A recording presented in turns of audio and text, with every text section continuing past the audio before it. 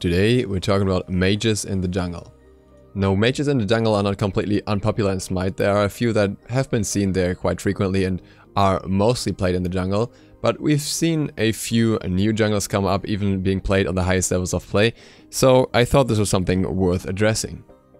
Before we talk about the different mages that are played in the jungle, let's talk a bit about why you should take a mage into the jungle role. The primary benefit is kinda obvious. It's actually the fact that they have magical damage. Now, why is this so beneficial?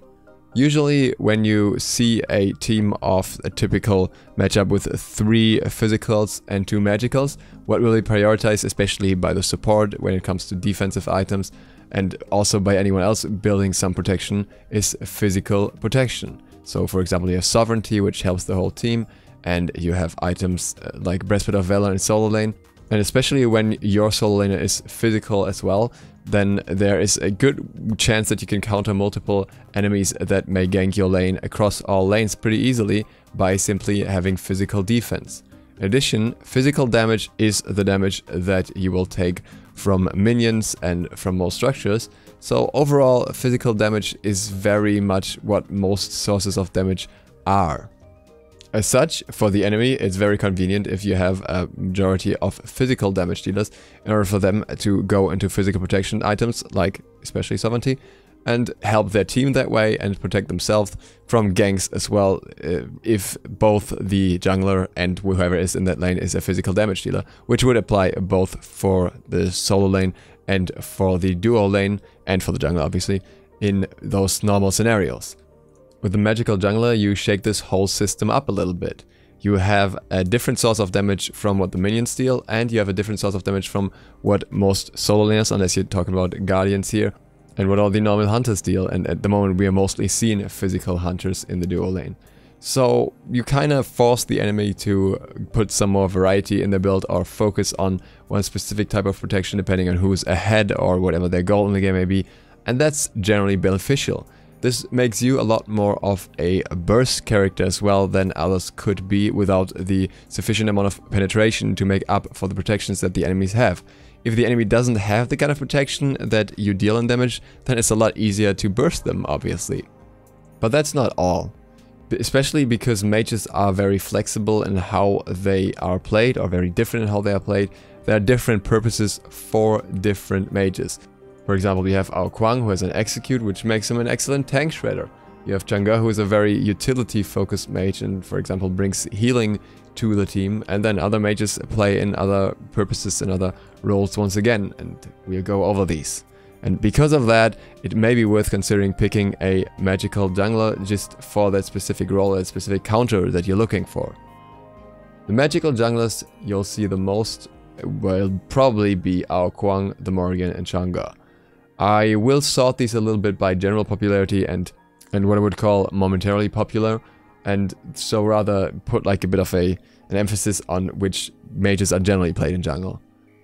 The first two you will always see are Ao Kuang and the Morrigan. Now, Ao Kuang is almost exclusively played in the jungle. We've seen some wonky ADC Ao Kuang play recently, and there have been attempts to play him in solo or middle, but generally Ao Kuang's kit is just perfectly geared towards the jungle, with an ability that reaches exactly the jungle camp minions, and an Execute that is excellent for ganks, and the stealth. There's just nothing in his kit that speaks against putting him in the jungle. So he kinda is a tank shredder in some scenarios, in some instances, and mostly a burster for squishies, but with his Execute he's very flexible in what he can do in a fight. He is very single target focused in either regard, so however you play him, you're usually not looking to focus down the whole team, but rather pick a target and go from there. Very traditional melee assassin style. The Morrigan is a little different. The Morrigan is a little more flexible in where she's played. She's also pretty viable in a solo at the moment, surprisingly. And she is kind of geared towards the jungle. Her kit is kind of designed for the jungle, but it's not as limited to it, especially with her 2 being a long-range line ability. She can also be played in mid, so we've seen a lot of different strategies for her. If you plan on playing in the jungle, you are to some extent still a single target burster, simply due to the fact how her own kit works, but as you can transform into literally anyone in the game, it's not restricted to that. There are a lot of options in how she can be played, and I think I've gone over this, and this is something that can basically fill a whole video on its own, but she is not as defined as to what you will do when you play her, because you choose yourself. The next gods are a little less popular and a little less viable, or considered viable overall in the jungle, and kind of go up and down with the meta a little more, but are still all very solid jungle picks and mages. The first one is Chang'e. Chang'e is the mage of the moment, so to speak.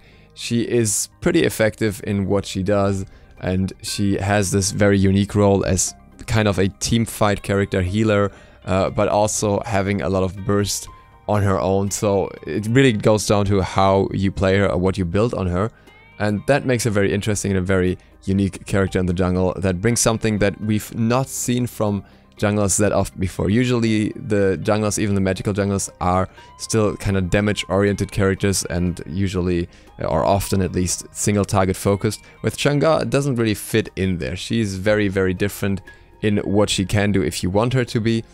She can be a lot more supportive, but she will still have a strong impact late game simply because her late game is so strong. The next one is Habois. Now, Habois is actually kind of an assassin, in a way. Like, not the way that you would think, you know, not a melee assassin that just tries to mix his basics and abilities, rather in the fact that he has to be in your face in order to get his damage off, and he has a very, very high ability burst. As such, with a Habois, you will not see him that often simply because of the way he has to be played and the way the risk that is involved in playing Habois in the jungle. But if you can pull it off, he has some decent potential. We've actually seen him being picked up in the Gauntlet recently, and he has shown his potential there. So it's not like he's completely uncommon, but still you won't see him all that often because he's not considered a meta as much as others. Though with the new items, with the new Bambas Mask especially, the jungle is kinda better for him than any other role really. Third one here is Freya. Now Freya is not that popular in the jungle at the moment, but she's also not wrong there, and she probably will never be. She's actually not being played much in other roles at the moment, so maybe jungle is where she belongs for now, simply due to the fact that her early pressure is just not there enough to be played, for example, in duo lane effectively in most scenarios. And instead, she can be put into jungle where she has some more room to breathe and farm before she comes online. She's also very unique in the way that she's basically a magical ADC, whereas all other mages are more towards either assassin styles or traditional mage styles. Underneath that, we have a category of mages that have been played in the jungle, that have a point to be in the jungle, a reason to be in the jungle in some way. For example, either due to very good clear or very good ganks, but aren't necessarily the best, or considered the best at least. These ones are Anubis, Hades, and Poseidon. For Anubis, it's the strong clear. For Hades, it's the decent clear, self-sustain, and very strong setup potential, though he lacks the mobility that others have a little bit. And for Poseidon, it's the fact that he has very strong ganks as well, while also clearing a little better than others, especially due to the fact that his 2 amplifies his basic attacks. The rest of the mages kinda ends up around the same area. There's an argument here to be made for some gods like Hel or Isis who make clear a little better, or some other extra perks from being played in the jungle, but generally they all have their downsides and make them a little weaker there than the ones mentioned before. Now, when it comes to item choices, most jungle mages don't have different builds from what they would usually have in the lane, aside of the fact that they have Bambas Mask, which not all of them would build in lane. There are some items, however, which should be mentioned here, as they are a little more popular along the mages in the jungle and have a little different effect or purpose there. The first one is Vampiric Shroud. Now, Vampiric Shroud is an item that is generally not valued that highly in middle lane at the moment, simply due to the fact that Sense of Time is better most of the time. In the jungle, Vampiric Shroud gets a little more benefit.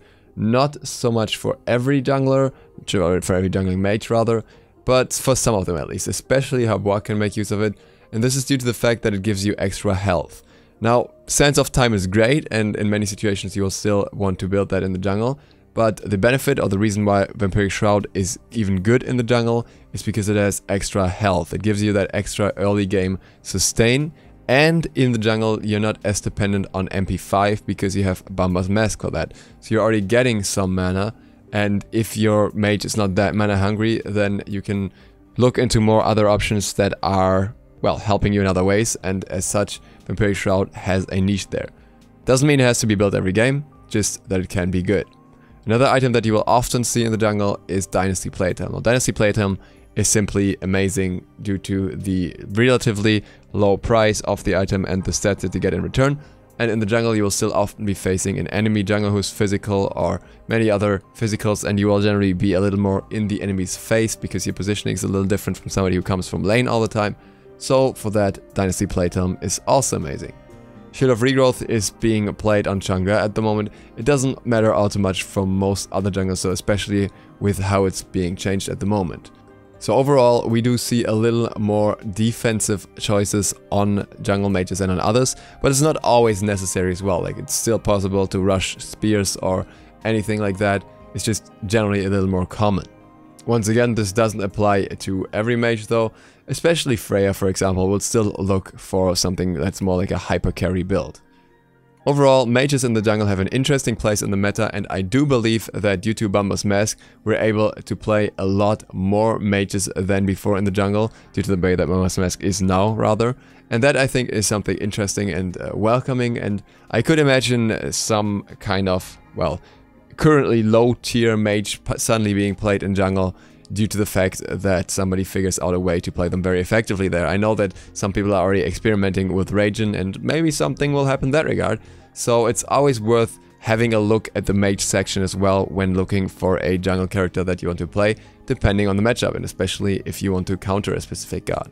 Or, for example, if you want to help out your teammates with another form of CC or something like that, if you need an extra knockup, then Hebois is a very accessible choice. With that, thank you guys for watching. I hope this was interesting, I hope this was insightful. If you enjoyed this video, feel free to click that subscribe button and maybe even the bell. It really helps me out. See you all for the next video tomorrow. Duke Sloth, out.